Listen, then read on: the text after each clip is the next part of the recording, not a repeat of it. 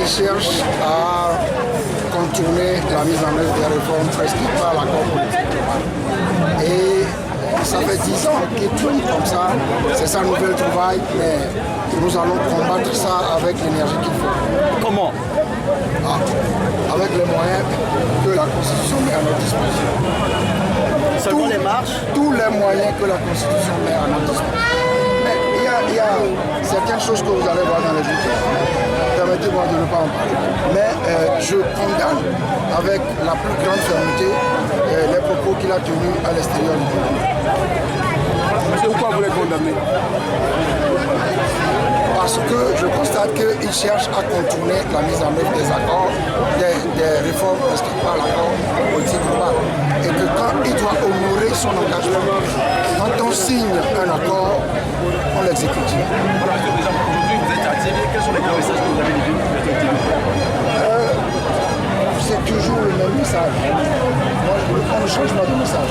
La mobilisation pour mettre un terme à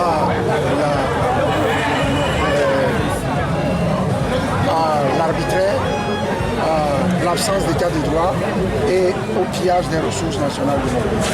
C'est toujours le même message. Et pour cela, il faut que ce régime-là parte. Un régime qui avance par la fraude électorale, l'arbitraire, etc. Donc, il faut que ce régime-là s'arrête. Nous, c'est ça. Et c'est la mobilisation des populations qui seule peut permettre cela. Nous sommes là pour sensibiliser, pour mobiliser. Et nous avons commencé à le mettre. Nous sommes à l'intérieur du pays. Et nous n'écoutons pas les bagarres. Parce que vous savez, ceux qui ne font rien critiquent ceux qui travaillent. Alors, on dit qu'ils aboient et qu'ils nous laissent travailler. Au vu de la dernière déclaration de M.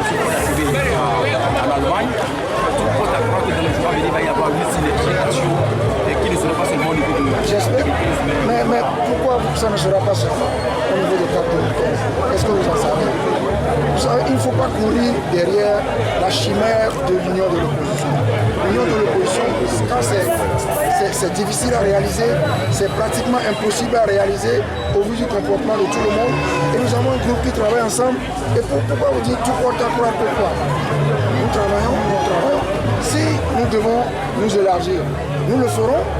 Si c'est nécessaire, mais si c'est impossible, on ne va pas continuer à pleurnicher qu'il faut rassembler l'opposition pour travailler. Nous nous entendons au sein de CAP 2015. Nous continuerons de travailler, nous élargirons. Si c'est possible de l'élargir, si ce n'est pas possible, on continue de le faire. En tant que responsable politique togolais, me porte à croire que le HCROUM est instrumentalisé pour permettre d'enterrer l'accord politique global.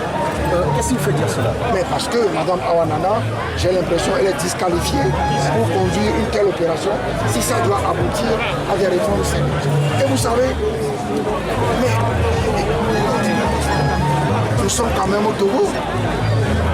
Le régime sait ce qu'il doit faire pour faire les réformes.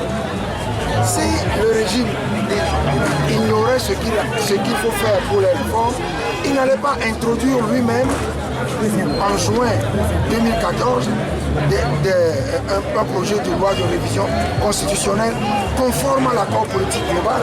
Donc le régime n'ignore pas ce qu'il faut faire. Et je ne vois pas pourquoi le régime qui n'ignore pas ce qu'il faut faire va chercher un atelier. Ça veut dire simplement que le régime cherche à contourner l'accord politique global. Écoutez,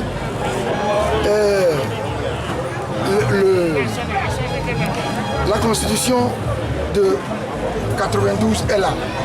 Si le régime ignore ce qu'il faut faire, il faut simplement retourner à l'accord politique, à la constitution de 92. Donc, à partir du moment où nous constatons que le régime essaye de faire autre chose, ça veut simplement dire que le régime tente d'enterrer l'accord politique global. Je suis formel. Merci, Monsieur le Président. Président, est-ce que vous êtes sûr aujourd'hui que vos représentants locaux sont prêts à vous représenter aux élections locales? Je ne sais pas très bien. Est-ce que vous êtes sûr aujourd'hui que ceux qui vous représentent sur le plan local sont aujourd'hui prêts à une représentation de l'ANC aux élections locales? Mais si on les désigne comme candidats, s'ils refusent, on trouvera d'autres. Et donc, toujours même, pour croire que c'est ça qui va nous manquer. On a des structures locales. On a beaucoup de gens ici. On a 4 fédérations. On a Zion Nord A, Zion Nord B, Zion Centre et Zion Sud. Et vous croyez que parmi tous ces gens-là, tous les militants de l'ANC dans le Zion, on n'aura pas de gens pour nous représenter. S'il y en a qui refusent, on trouvera d'autres. J'ai l'impression même qu'il y aura pléthore de candidats. Ce n'est pas l'absence de candidats qui aura, on sera embarrassé par le nombre de candidats qu'il y a. Il va falloir faire le tri.